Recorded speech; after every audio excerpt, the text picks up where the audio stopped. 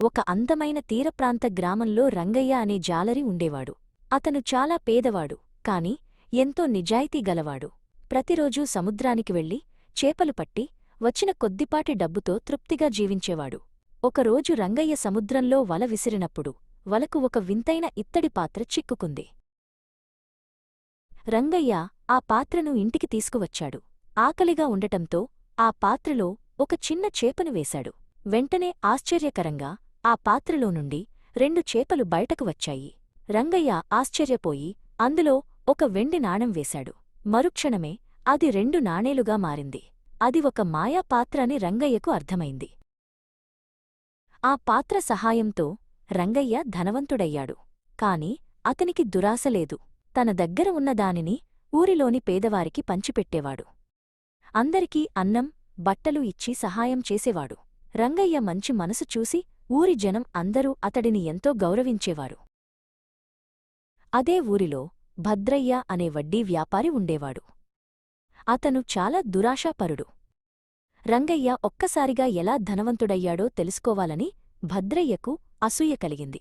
ఒకరోజు రాత్రి రంగయ్య ఇంటి కిటికీగుండా భద్రయ్య లోపలికి చూశాడు. అక్కడ మాయాపాత్ర రహస్యం అతనికి తెలిసిపోయింది.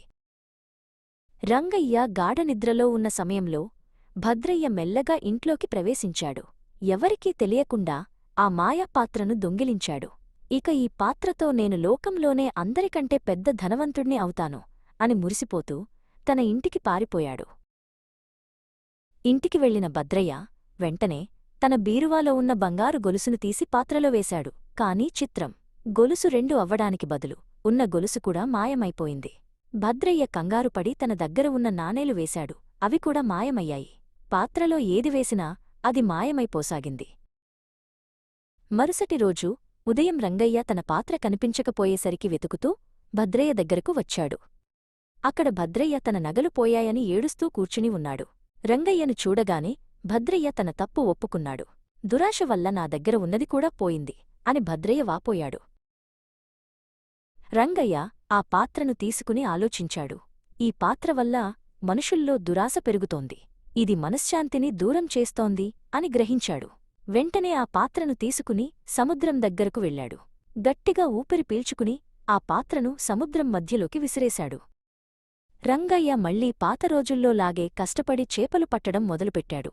కష్టపడి సంపాదించిన దానిలో ఉన్న తృప్తి మాయా పాత్ర వల్ల రాదని అతనికి అర్థమైంది. రంగయ్య తన నిజాయితీతో కష్టంతో ఎంతో సంతోషంగా జీవించాడు. భద్రయ్య కూడా తన దురాశను వదిలిపెట్టి బుద్ధి తెచ్చుకున్నాడు.